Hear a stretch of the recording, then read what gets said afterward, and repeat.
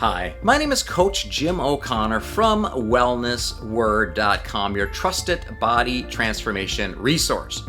One of the most important questions, or the biggest question that I get a lot in my consulting practice around Los Angeles, is how much protein should I be eating each day to lose weight?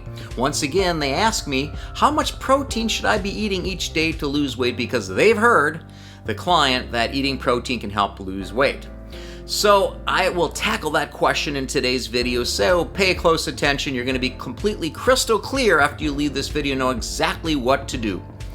So the first question you're going to ask is why? Now, why am I recommending protein? Why should clients eat more protein? Well, first thing I do is I look at their nutrition, current nutrition trends and what they're doing to see if they're eating enough protein.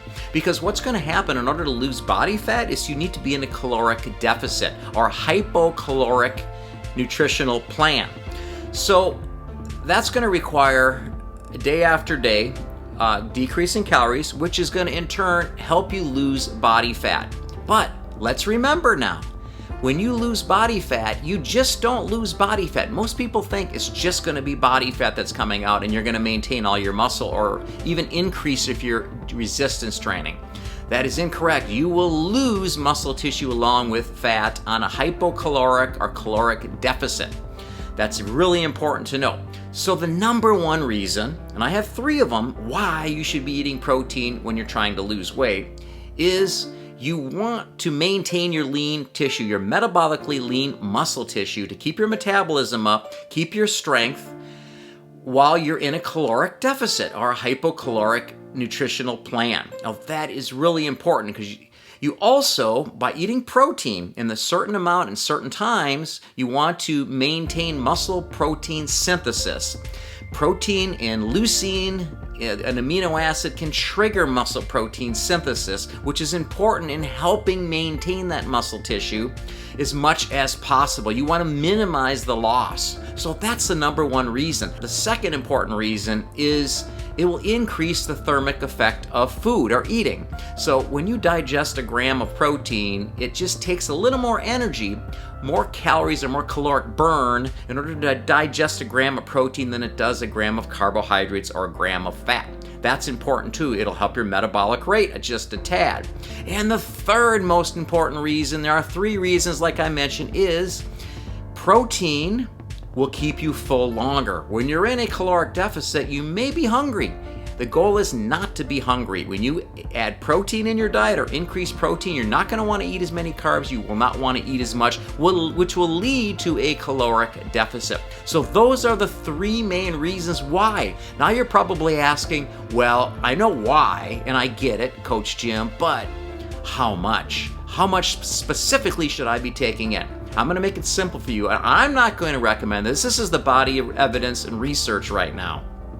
Body of evidence and research suggests for an active person, and I'm assuming you're strength training too, because that's the second thing that I recommend for people to do. Besides increasing protein when you're in a caloric deficit and wanting to lose weight, you want to strength train along with it right away. You don't want to wait months to do it and do cardio first. You want to do it right away.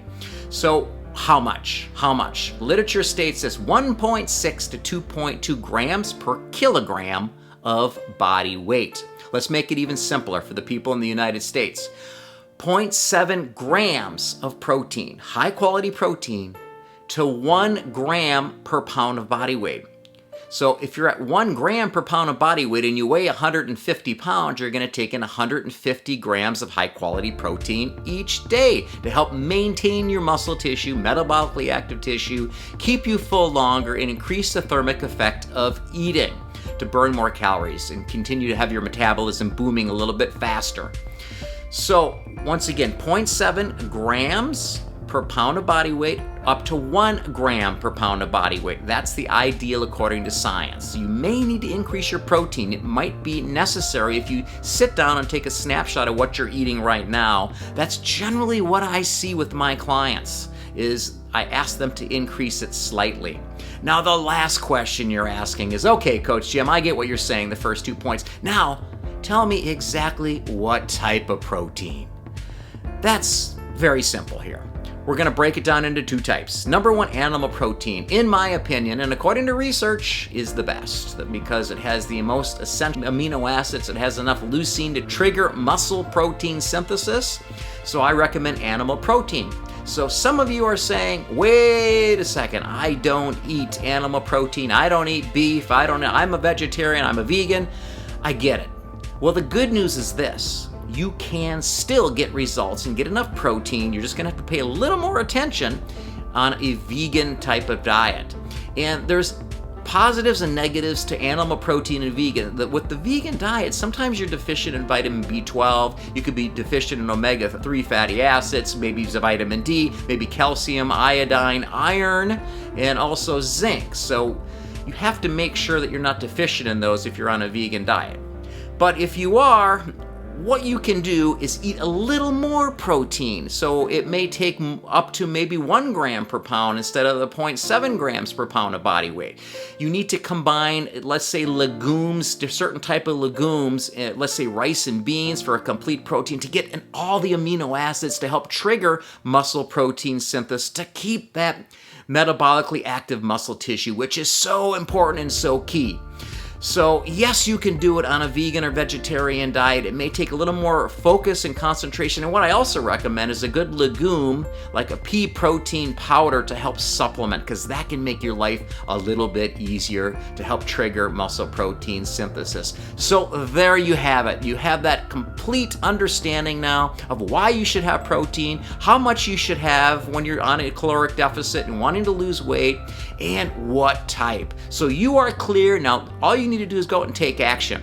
Now, for additional help, I recommend going to my site. I have a program called the NeuroBody Transformation Program. I keep you accountable. I coach you. I personally coach you to get you exactly where you need to go. So if that's something that you're interested in, I'd love to help you out. I'd love to empower your life. So click the link below and it'll take you to my website just to learn a little bit more about it. It's 100% free in order to learn more about this particular program. It impacts people's lives significantly, and I know it can impact your life too. Also, click like, comment on this video. I like helping people. I'll share this video to help others. And once again, thanks so much for watching the video. Click the link below and I'll see you at my NeuroBody Transformation Program website. Have a great day.